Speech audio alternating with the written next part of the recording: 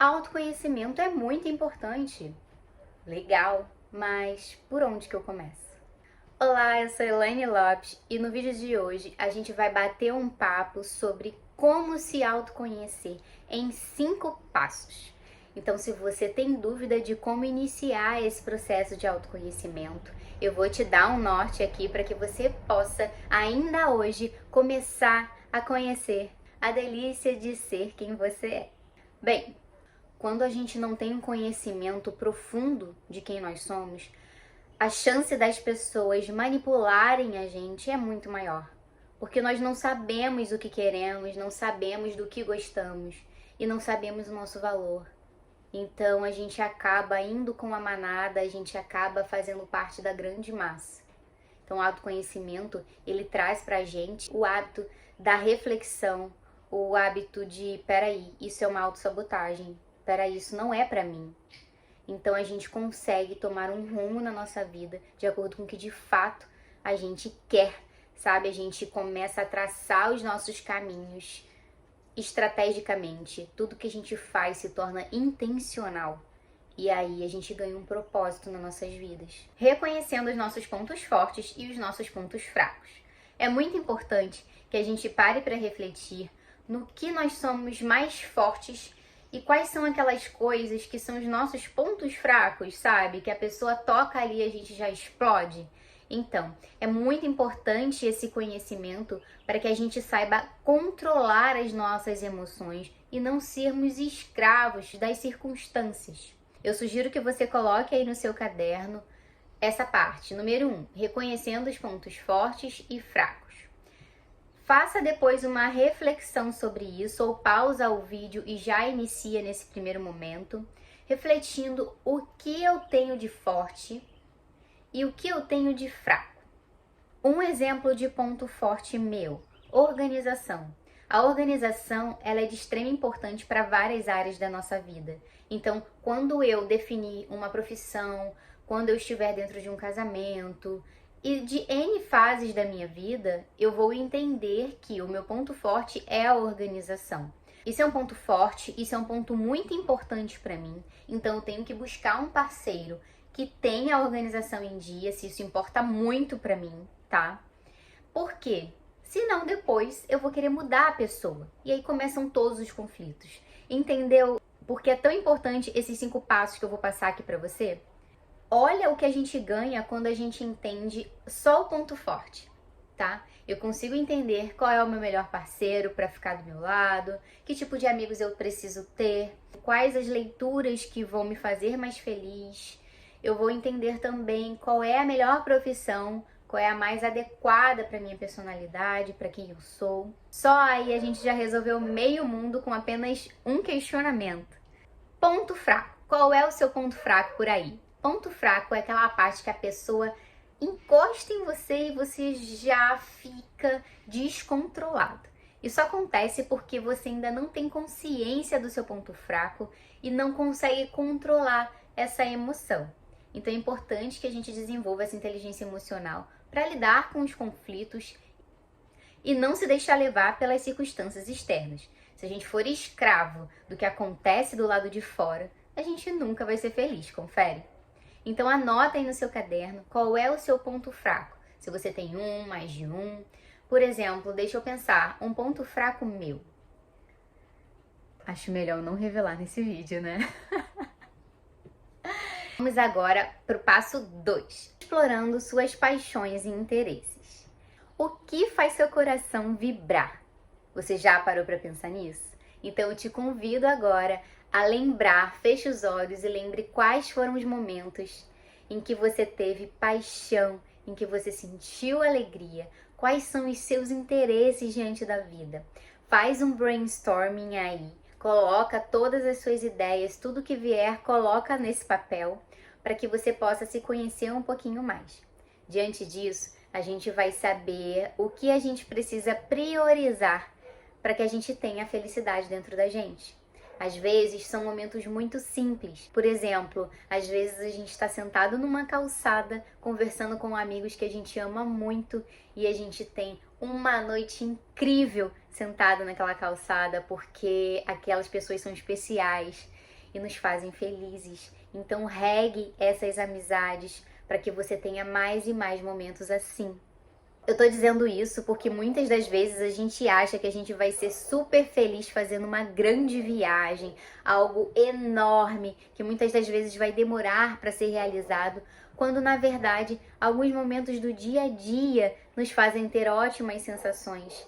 Assistir um filme legal, estar perto do nosso filho, partilhar alguma boa notícia com quem a gente ama. Esses pequenos momentos precisam ser contemplados e é mais uma chance de você se autoconhecer. Então eu te proponho um desafio.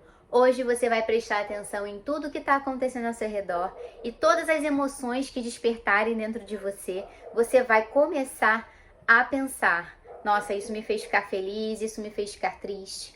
Quer ver um momento em que eu fico bem triste? Eu não costumo assistir televisão, mas às vezes eu vou lá na minha avó e ela tá vendo o jornal. E aí eu vejo alguma notícia muito triste e eu sinto essa energia, essa emoção aflorar dentro de mim. E isso já me desequilibra. Então eu evito ver televisão, porque eles são focados nas tragédias, né? Agora vamos para o passo 3. Lidando com as emoções. Se a gente não desenvolver a habilidade de perceber o que estamos sentindo, nós seremos levados aí por qualquer situação que aconteça. Então, pense sobre as emoções que vocês estão sentindo, veja em que momento elas se manifestam e identifique, dê um nome para essa emoção. O que acontece muitas vezes é que a gente não é ensinado através dos nossos pais a lidar com as emoções, porque eles também não aprenderam. Então a gente pode quebrar esse ciclo e começar a aprender sobre as emoções para que a gente possa ensinar aos nossos filhos, por exemplo, e eles seguirem dali em diante uma nova ideia de educação. Vou dar um exemplo aqui para vocês. O meu filho, ele começa a chorar e ficar irritado, ele tá com sono. Eu já percebi esse comportamento dele. Uma das funções da mãe é perceber e conhecer o seu próprio filho. Já que ele é tão pequenininho, a gente conhece ele e mostra para ele ali o fato, o que ocorre, para que ele possa entender também sobre ele.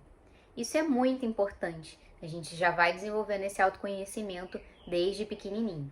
Então, como ele fica irritado, quando ele chora muito, eu já sei que ele está com sono.